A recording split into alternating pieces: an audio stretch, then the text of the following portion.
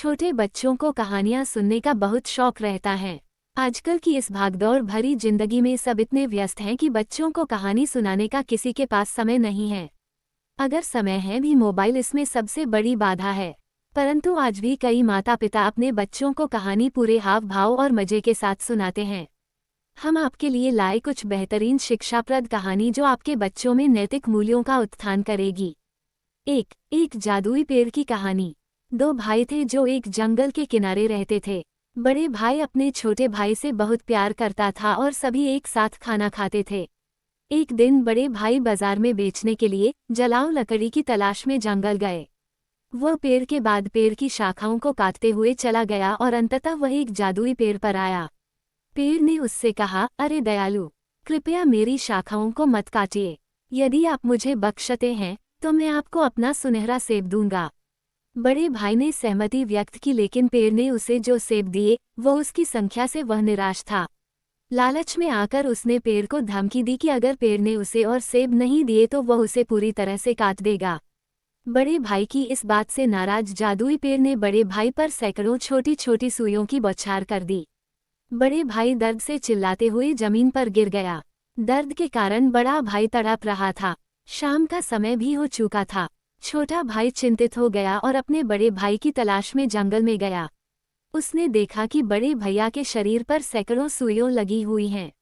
वह अपने भाई के पास गया और प्रत्येक सुई को श्रमसाध्य प्रेम से हटा दिया। बाद में बड़े भाई ने पेड़ के साथ बुरा व्यवहार करने के लिए माफी मांगी। पेड़ ने बड़े भाई के दिल में परिवर्तन देखा और उन्हें सभी सुनहरे सेब दिए। कहानी की शिक्षा। यदि आप अपने काम के प्रति ईमानदार और दूसरों के प्रति दयालु हैं तो इसका अच्छा फल जरूर मिलता है। 2. बुद्धिमानी से गिनती। अकबर ने एक बार अपनी अदालत में एक प्रश्न रखा कि शहर में कुल कितने कौवे हैं। इस प्रश्न ने सभी को हैरान कर दिया। सभी लोग ने जवाब जानने की कोशिश की, परंतु उत्तर किस प्रकार निकाले किसी को भी समझ में नहीं आ रहा था। बीरबल ने इस पर कहा और पूछा कि मामला क्या था, और इसलिए अदालत में मौजूद लोगों ने बीरबल को सवाल बताया।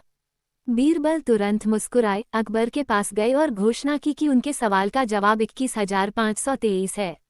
जब उनसे पूछा गया कि उन्हें जवाब कैसे पता है, तो बीरबल ने जवाब दिया, अपने आदमियों से कौवे की संख्या गिनने को कहें। यदि अधिक हैं तो शहर के बाहर के कौवे के रिश्तेदार उनसे मिलने आए हैं। यदि कम है तो कौवे शहर से बाहर अपने रिश्तेदारों से मिलने गए हैं। जवाब से प्रसन्न होकर अकबर ने बीरबल को मानी और मोती की माला भेंट की। कहानी की शिक्षा। 3. बचाओ भेड़िया आया। एक लड़का था जिसके पिता ने उसे एक दिन कहा कि वह भेड़ की देखभाल करने के लिए काफी बूढ़े हो गए।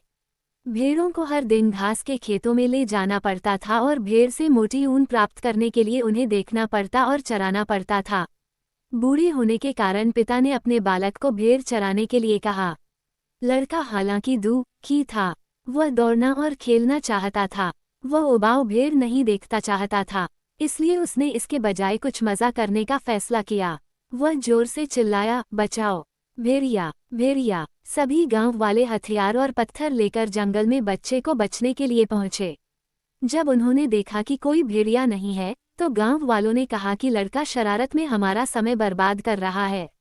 अगले दिन लड़का फिर चिल्लाया, बचाओ भेड़िया, और ग्रामीण फिर से भेड़िया का पीछा करने के लिए दौड़े, परंतु भेड़िया नहीं मिला। लड़के ने गांव वालों के साथ फिर मजाक किया। तीसरे दिन जब वह लड़का एक छोटी पहाड़ी पर गया, उसने अचानक एक भेड़िए को अपनी भेड़ों पर हमला करते देखा।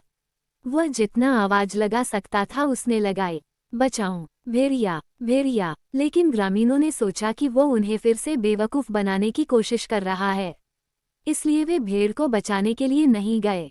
छोटे लड़के ने उस दिन 3 भेड़ें खो दी, क्योंकि बार बार गांव वालों से झूठ बोलकर बुला लेता था। कहानी की शिक्षा। कभी भी झूठ नहीं बोलना चाहिए, अन्यथा जब आप सच बोलेंगे तो भी यही समझा जाएगा कि आप झूठ बोल रहे हैं।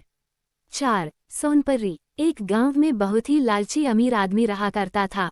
एक दिन उसे एक परी मिली जिसके बाल कुछ पेड़ों की शाखाओं में फंस गए थे। आदमी ने ये सोचा कि वह उस परी की मदद करेगा, बदले में वो उसे एक वरदान देगी। उसने परी के बालों को पेड़ की शाखाओं से निकल दिया। परी ने उससे एक वरदान मांगने को कहा। आदमी ने वरदान में यह मांगा कि वह जिस भी चीज को छुए वह सोने की बन जाए। लालची व्यक्ति अपनी पत्नी और बेटी को अपने नए वरदान के बारे में बताने के लिए घर गया। रास्ते में सभी पत्थर और कंकड़ को छूते हुए और उन्हें सोने में परिवर्तित कर दिया। एक बार जब वह घर गया तो उसकी बेटी उसे बधाई देने के लिए दौड़ी। जैसे ही वह उसे अपनी बेटी को गले लगाने की कोशिश की, वह एक सोने की मूर्ति में बदल गई।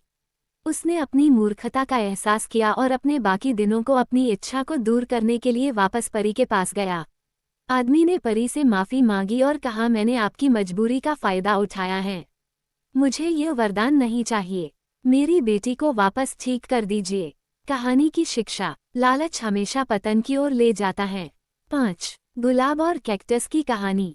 एक गुलाब का फूल था जिसे अपने खूबसूरत रूप पर बहुत गर्व था। वह अपनी खूबसूरती पर अभिमान करता था, जबकि दूसरी ओर कैक्टस चुप रहता था। बगीचे के अन्य सभी पौधों भी गुलाब की बातों में आकर कैक्टस को बुरा भला कहते थे। हर दिन गुलाब कैक्टस को उसके रूप का अपमान करता। गर्मियों में बगीचे में मौजूद कुएं सूख गए और पौधों के लिए पानी नहीं था। गुलाब विलीन होने लगा। उसने देखा कि एक गौरैया ने अपनी चोंच को कुछ पानी के लिए कैक्टस में घुसा दिया, जिसके बाद गुलाब को शर्मिंदगी महसूस हुई। उसने कैक्टस से पूछा कि क्या वह भी कुछ पानी ले सकता है। दयालु कैक्टस आसानी से सहमत हो गए और वे दोनों कठिन गर्मियों में अच्छे दोस्त बन गए। कहानी की शिक्षा, किसी की शक्ल से उसकी अच्छाई का पता नहीं चलता।